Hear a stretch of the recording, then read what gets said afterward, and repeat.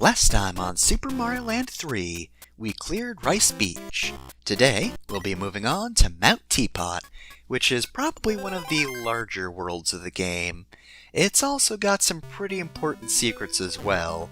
And of course, most importantly, it has the final power-up of the game that we've not yet seen. And it also happens to be my favorite power-up, because it's kinda broken. I hope you don't mind seeing one power-up for a while, because I will be holding on to it for as long as I can. Anyway, a lot of water in this level, being, Mount Teapot and all. You also want to watch out for invisible blocks. Just be wary of possible ceilings, because a section like this might keep you more underwater than you'd like, which will, get you hit by a water hedgehog? Whatever these guys are. Ah, and here's our new power-up. This is Jet Wario. So, Jet Wario can do this. Of course, it's more impressive above water, however, it also means that Wario can dash underwater. We've got a checkpoint right here, but we're not going to use it as per usual. So, Jet Wario. Not as strong as Bowl Wario, of course. Blocks will still take 2 hits to destroy, but he can do this.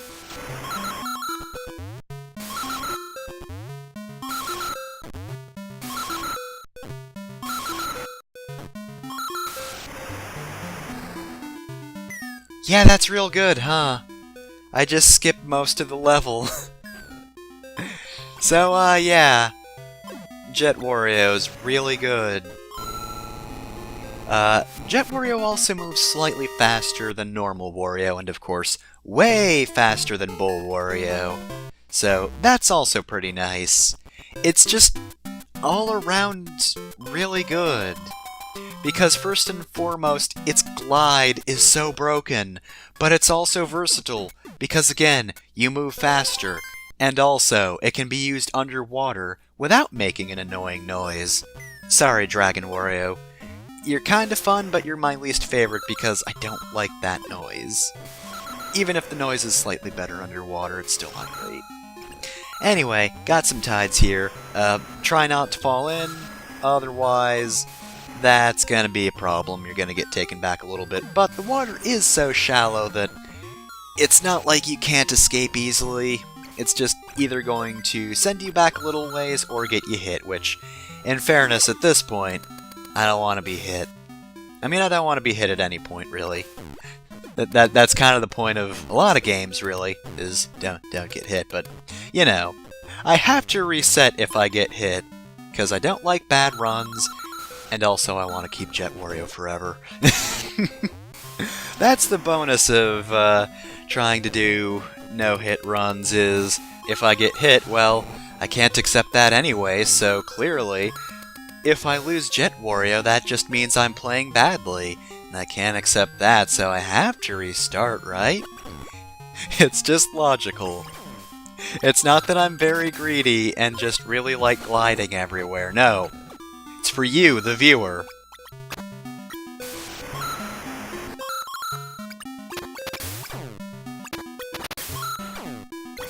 Anyway, pelicans are kind of weird. They puke up bombs, but you hit them and they kind of just float upside down like that.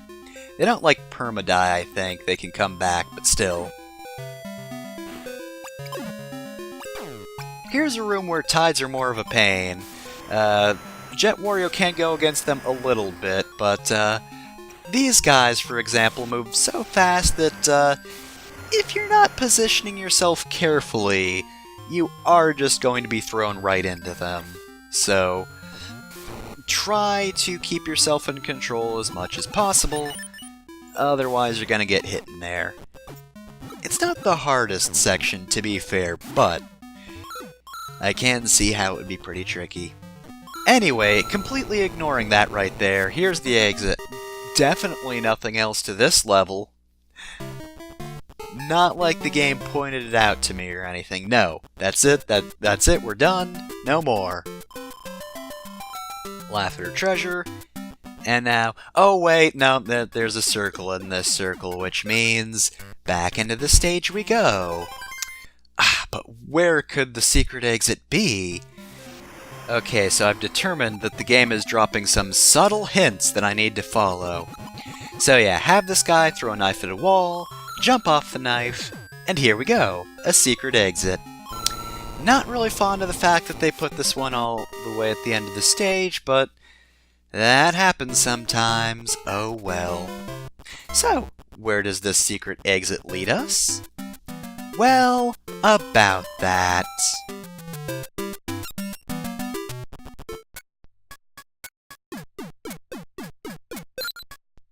It leads to an entire new world that is completely optional.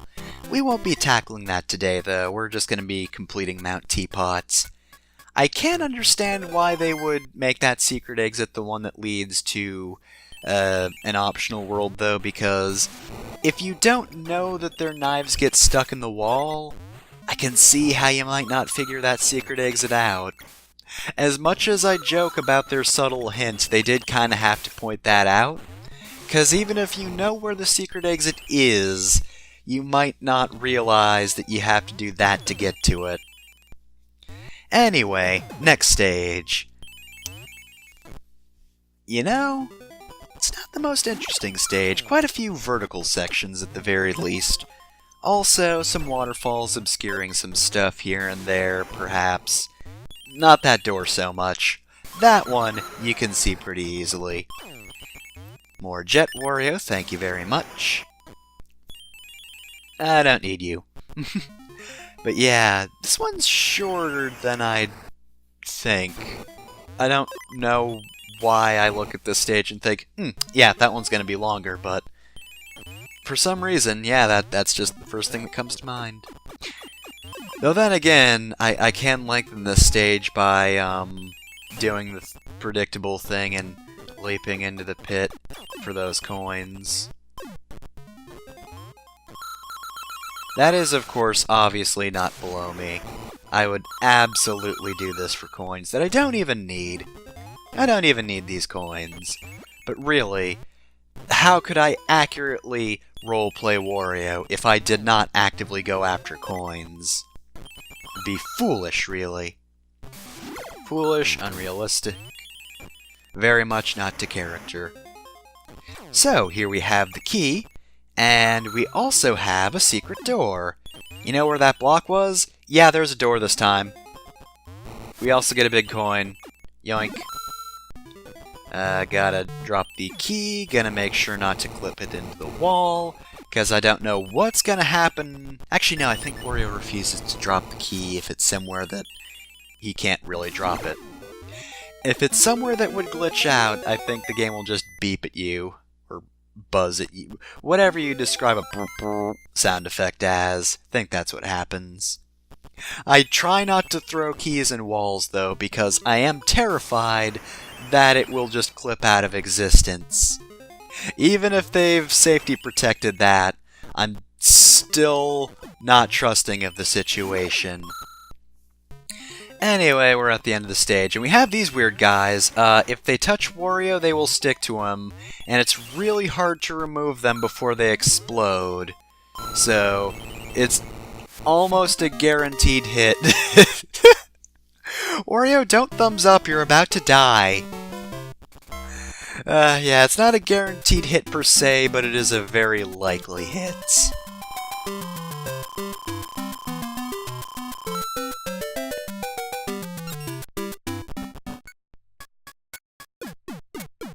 And the next stage is the top of Mount Teapot.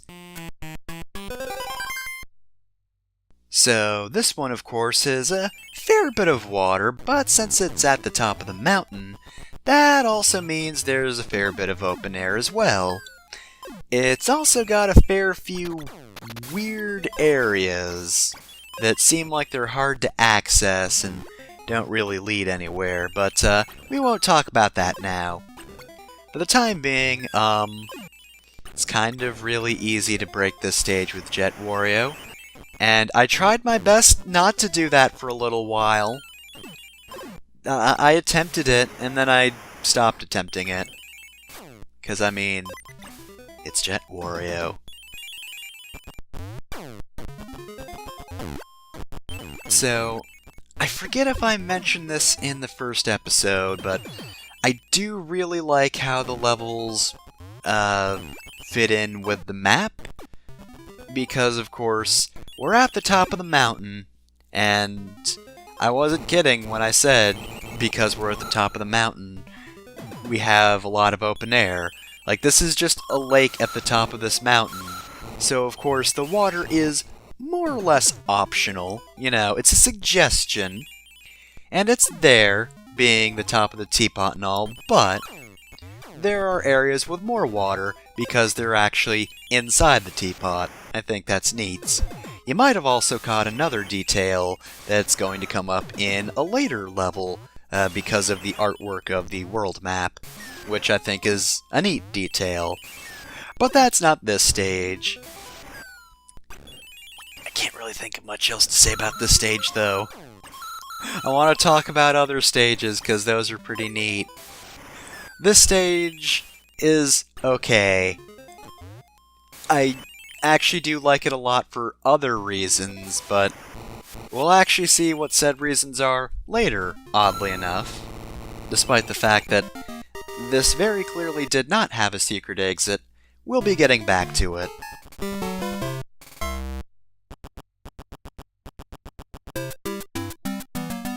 Not a lot of coins at all. But Wario laughs anyway. I'm glad he can keep a good sense of humor. And back we go into the caverns. And also, since we're going back downwards, here's another stage with a lot of verticality. So, I'm not the biggest fan of this one, admittedly. It's a little slow. Like, I don't hate it, and it's not that slow, but also it is just a whole lot of this. I mean, to be fair, making you sort of use caution for your jumps, I guess, is kind of neat, because if you jump up too far in certain sections, you'll go back up a level.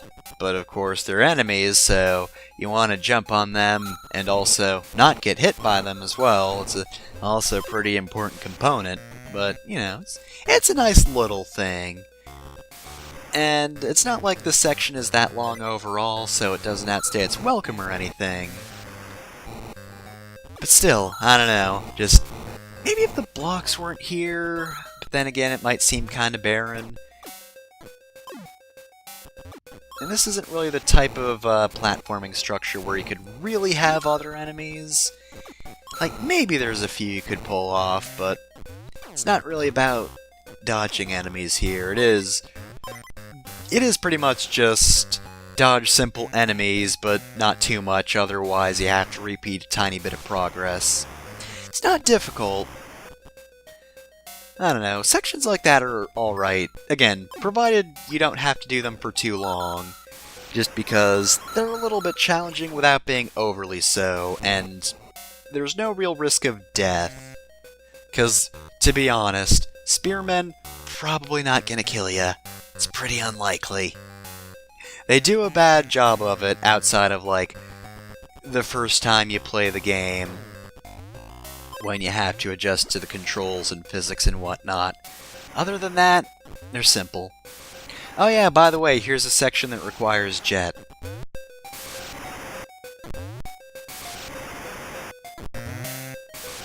There's nothing that can really hit you here, so once you get jet, which it's right there, you'll have a pretty easy time with it. That is pretty much the hardest thing to do, because you can't use the jet while you are holding on to a thing, so you do have to toss it in midair, but that's not a huge deal. And here we have a crown. Didn't even point out the last item we got, but that was just a harp? Please God, don't let me have gotten the musical instrument wrong, please. Somebody will point out if I got it wrong. I know. Anyway, here we are on a beach, I guess? And sand can exist in caverns. No one says it can't. Sand can be wherever it wants. Sand doesn't abide by your rules, which is why it will go to the most uncomfortable places. You think sand gives a damn if it gets in your shoes or pants? Pfft, no. Anyway, here's the fun part. So yeah, now we have another section with spearmen and us going downwards, but there are no blocks and we get a superstar, so we just get to mow through them. Don't run into that pit of lava right there, though. Anyway, we're almost at the end of the stage, but we get a little preview of the stage we're about to go to. And of course, since you can't really go back, here's a freebie. And we're done. So yeah, like I was saying before, I do like it when there's this sort of continuity between stages. It's why I love Sonic 3 so much, but it's really cool in Wario Land as well, because now, we're inside the boiling part of the teapot. Oh god, no, the chickens, fuck! Actually, I hate the stage, it sucks. So, the chickens. If you throw an enemy in their basket, they will drop 3 big coins. I hate these chickens, though, because me recording episodes feels that if she does not get the chickens correctly, then she should restart. You'll notice I get every chicken I come across unless they respawn, in which case those chickens are already dead. I don't need to worry about them, but god, it is so easy to botch this. Which, it's not a big deal at all, you just miss out on a few coins. It's really not a big deal. Like, 30 coins is a lot of coins, but in the long run, it's not like you need them. But, I don't know, for some reason, whenever there's a chicken, if I screw up throwing an enemy in, I feel bad about it. Like, I don't feel as bad about screwing up similar stuff in other games, but no, the chickens. If I missed the chickens, I restarted. And, oh boy, I restarted so many times. So many times because of those damnable chickens. I hate them so much. Anyway, lava. Again, it's a neat detail, because while we've been seeing a lot of water, it's still Mount Teapot, and as it turns out, this thing is actually a boiler teapot. It's got a little built-in thing, which is lava, so it heats the rest of the teapot. That's neat. Anyway, when you press this switch, remember how there's this weird UFO disc thing in the air? Well, that comes crashing down. So now the teapot's closed. That's a neat little detail, right? However, by closing the teapot, we also unlock a new stage. But when I say new stage, that's not entirely correct, because it's actually an old stage. So yes, Course 13 replaces Course 10, I think it was? You'll notice it has a similar layout, except now everything's kind of, you know, crushed. There's debris blocks everywhere, a few new enemies roaming about, and now a few passages that weren't open before are open. Of course, the old route is closed now as well, so that's why there are no secrets in, well, the previous version of this stage, because if there was anything, it would now be unobtainable. Or they would just have to do some sort of weird editing magic, like, because this was Course 10 before, if there was like a treasure there, then they would also have to make it the treasure of Course 13, and granted, I don't know anything about the programming of this game, and to be fair, I barely know anything about programming in general, but from what I know about game design, stuff like that can actually be kind of a pain. Like, event flags like that can actually be just the worst to deal with, depending on, like, what engine you're using. Like, it might be easy in a certain game.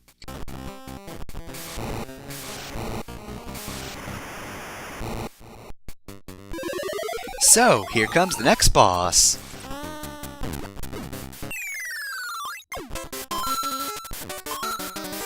There goes the next boss. Oh, what are his attacks again? I don't know.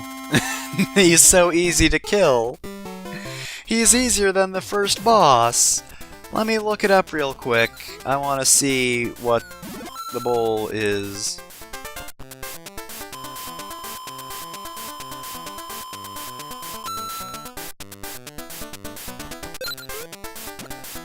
Okay, so that guy's name is Bifun. Apparently he's immune to head stomps. Oh no. So yeah, either you have to body slam him or fire breathe him. Mario Wiki doesn't give me a list of his attacks though, so... What does Bifun do? I don't know. I don't know. He dies, that's what he does. Bifun dies, and he can do nothing about it. He cannot escape his fate. Wario is just far too powerful. Oh my god. To be honest, it's been a while since I recorded this, and even though I've played this game many times before, I forgot the boss dies that easily. Anyway, next time on Super Mario Land 3, we head on down to the secret world. It's World 3 nonetheless, though, so yeah, see you for that one.